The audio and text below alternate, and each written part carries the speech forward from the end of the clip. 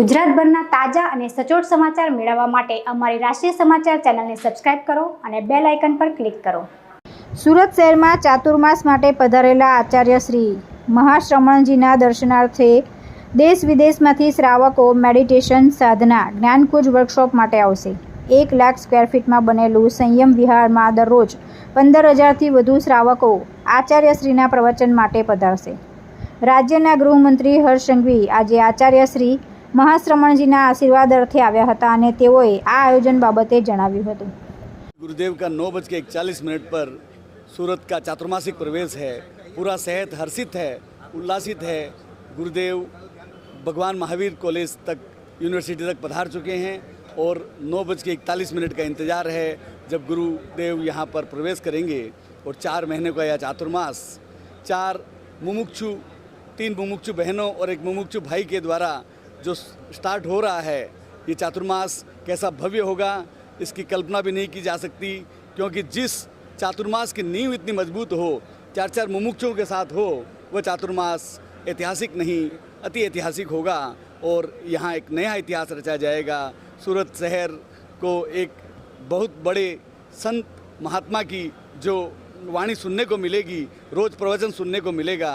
तो सूरत शहर का ये भाग्य है कि 21 साल के बाद 13 पंथ के किसी आचार्य का यहाँ पर चातुर्मास के लिए प्रवेश हुआ है।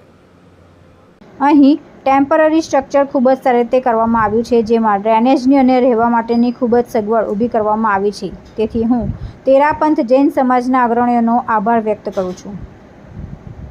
અર્જુનભાઈ મેળતવાલ, મીડિયા પ્રભારી, આચાર્ય મહાશ્રમણ પ્રવાસ વ્યવસ્થા સમિતિ સુરત। હા, આજે આપ સૌએ જોઈ કે ભવ્ય રેલીનું આયોજન થયું। આચાર્ય શ્રી મહાશ્રમણજી પરમ દિવસે અહીં સુરત શહેરમાં પ્રવેશ કરી ચૂક્યા હતા। લિંબાયતની અંદર એમનો કાર્યક્રમ હતો, વિશાળ કાર્યક્રમ। ત્યાર પછી ગઈકાલે એઓ તેરાપંથ ભવન સિટી લાઇટ ખાતે બિરાજ્યા હતા અને આજે એમનું અહીં પદાર્પણ થયું છે આપણા ભગવાન મહાવીર યુનિવર્સિટી ખાતે બનેલ સંયમ વિહારમાં। તો અહીં એઓ ચાતુર્માસાર્થે પધાર્યા છે। આ વિશાળ રેલીની અંદર માત્ર જૈનો જ નહીં, અનેક જૈનેતર ભાઈ બહેનો પણ હતા અને એમના મનમાં એ ભાવના હતી કે આપણે આચાર્ય શ્રી મહાશ્રમણજીનું પ્રવચન સાંભળીશું, એમના બતાવેલા માર્ગે ચાલીશું તો આપણા જીવનનો ઉદ્ધાર થશે, આપણા આત્માનો ઉદ્ધાર થશે। એમનો જે કાર્યક્રમ છે એ પ્રતિદિન સવારે એ 3:30 વાગે આચાર્ય શ્રી મહાશ્રમણજી ઉઠી જાય છે અને ત્યાર પછી એ પોતાની સાધના કરે છે, ધ્યાન કરે છે અને સવારે જે સૂર્યોદય થાય એના 15 મિનિટ પહેલાં એક બૃહદ મંગળ પાઠનું અહીં આયોજન થાય છે। આચાર્ય શ્રી વિશાળ જનમેદની જે સવારમાં ઉપસ્થિત થઈ જાય છે, એમને બૃહદ મંગળ પાઠ સંભળાવે છે અને એવું માનવામાં આવે છે કે એમનો બૃહદ મંગળ પાઠ જ્યારે આપણે સાંભળી લઈએ તો આપણો દિવસ તો શું પણ આપણું જીવન પણ સુધરી જાય છે।